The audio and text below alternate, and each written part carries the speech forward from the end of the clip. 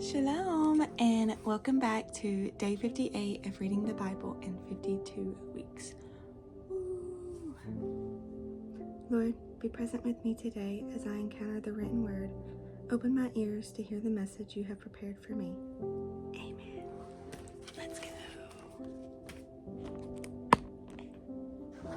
And today we'll be reading Joshua 1 through 3. After the death of Moses, the Lord's servant, the Lord spoke to Joshua, son of Nun, Moses' assistant. Moses, my servant, is dead. Now you and all people prepare to cross over the Jordan to the land I'm giving the Israelites. I've given you every place where the sole of your foot treads, just as I promised Moses. Your territory will be from the wilderness of Lebanon and the great river, the Everat's River, all the land of the Hittites, and west of the Mediterranean Sea. No one will be able to stand against you as long as you live. I will be with you just as I was with Moses. I will not leave you or abandon you. Be strong and courageous, for you will distribute the land I swore to their ancestors to give them as an inheritance.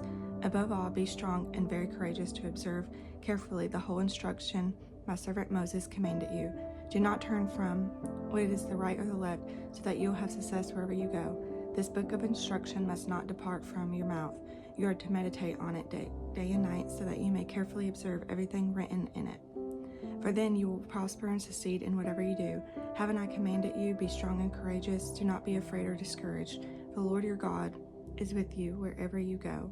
Then Joshua commanded the officers of the people, go through the camp and tell the people, get provisions ready for yourself.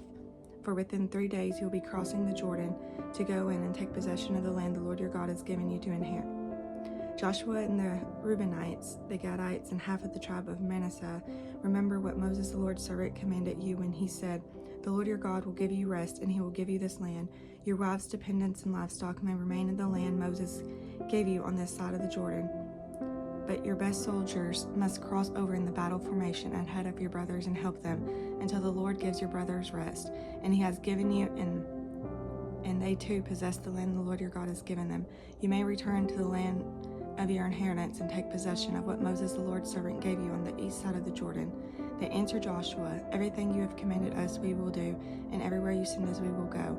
We will obey you, just as we obeyed Moses, and everything certainly the Lord your God will be with you, as he was with Moses. Anyone who rebels against your order and does not obey your words, and all that you command him will be put to death. Above all, be strong and courageous. Joshua, son of Nun, secretly sent 2 men as spies from the Archia Grove, saying, go and scout the land, especially Jericho. So they left, and they came to the house of a prostitute named Rahab, and stayed there. The king of Jericho was told, look, some of the Israelite men have come here tonight to investigate the land. Then the king of Jericho sent word to Rahab and said, bring out the men who came to you and entered your house, for they came to investigate the entire land. But the woman was taken the 2 men and hidden them. So she said, yes, the men did come to me, but I didn't know where they were from. At nightfall, when the city gate was about to close, the men went out, and I don't know where they are going. Chase after them quickly, and you can catch up with them. But she had taken them up to the roof and hidden them among the stalks of flax that she had arranged on the roof. The men pursued them along the road of the fords of the Jordan, and as soon as they left to pursue them, the city gate was shut. Before the men fell asleep, she went up on the roof and said to them, I know that the Lord has given you this land, and that the terror of you has fallen on us, and everyone who lives in the land is panicking because of you. For we have heard how the Lord dried up the water of the Red Sea before you when you came out of Egypt, and what you did to Sihon and Og, the 2 Amorite kings you completely destroyed across the Jordan. When we heard this, we lost heart, and everyone's courage failed because of you, for the Lord your God is God in heaven above and on the earth below. Now please swear to me by the Lord that you will also show kindness to my father's family because I showed kindness to you. Give me a sure sign that you will spare the lives of my father, mother, brothers, sisters, and all who belong to them, and save us from death. The men answered her, we will give our lives for yours. If you don't report our mission, we will show kindness and faithfulness to you, and the Lord gives us the land. Then she let them down by rope through the window, since she lived in a house that was built into the wall of the city. Go to the hill country so that the men pursuing you won't find you, she said to them. Hide there for 3 days until they return. Afterward, go on your way. The men said to her, we will be free from this oath you made us swear, unless when we enter the land you tie the scarlet cord to the window through which you let us down. Bring your father, mother, brothers, and all your father's family into your house. If anyone goes out the doors of your house, his death will be his own fault, and we will be innocent. But if anyone with you in the house should be harmed, his death will be our fault, and if you report our mission, we are free from the oath you made us swear. Let it be as you say, she replied, and she sent them away. After they had gone, she tied the scarlet cord to the window. So the two men went into the hill country and stayed there 3 days until the pursuers had returned. They searched all along the way, but did not find them. Then the man returned, came down from the hill country, and crossed the Jordan. They went to Joshua, son of Nun, and reported everything that had happened to them. They told Joshua, "The Lord has handed over the entire land to us. Everyone who lives in the land is also panicking because of us." Joshua started early the next morning and left the Archia Grove with all the Israelites. They went as far as the Jordan and stayed there before crossing.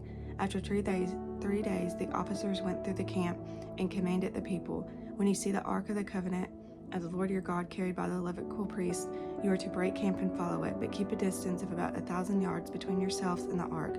Don't go near it so that you can see the way to go, if you haven't traveled this way before." Joshua told the people, "Consecrate yourselves, because the Lord will do wonders among you tomorrow." Then he said to the priests, "Carry the Ark of the Covenant and go on ahead of the people." So they carried the Ark of the Covenant and went ahead of them. The Lord spoke to Joshua, "Today I will begin to exalt you in the sight of all Israel, so they know that I will be with you just as I was with Moses. Command the priests carrying the Ark of the Covenant. When you reach the edge of the water, stand in the Jordan." Then Joshua told the Israelites, "Come closer and listen to the words of the Lord your God." He said, "You will know that the living God is among you, and that he will certainly disposes before you the Canaanites, Hittites, Hivites, Pezerites, Gishgites, Amorites, and Jebusites. When the Ark of the Covenant of the Lord of the whole earth goes ahead of you into the Jordan, now choose 12 men from the tribes of Israel, 1 man for each tribe. When the feet of the priests who carry the Ark of the Lord of the whole earth come to rest in Jordan's water, its water will be cut off. The water flowing downstream will stand up in a mass." When the people broke camp to cross the Jordan, the priests carried the Ark of the Covenant ahead of the people. Now the Jordan overflows its banks throughout the harvest season. But as soon as the priests carrying the ark reached the Jordan, their feet touched the water at its edge, and the water flowing downstream stood still, rising up a mass that extended as far as Adam, a city next to Zarethan. The water flowing downstream into the city of the Arabah, the Dead Sea, was completely cut off, and the people crossed opposite Jericho. The priests carrying the Ark of the Lord's Covenant stood firmly on the dry land in the middle of the Jordan, while all Israel crossed on the dry land until the entire nation had finished crossing the Jordan. Okay, I will see y'all tomorrow for day 59. May you have a blessed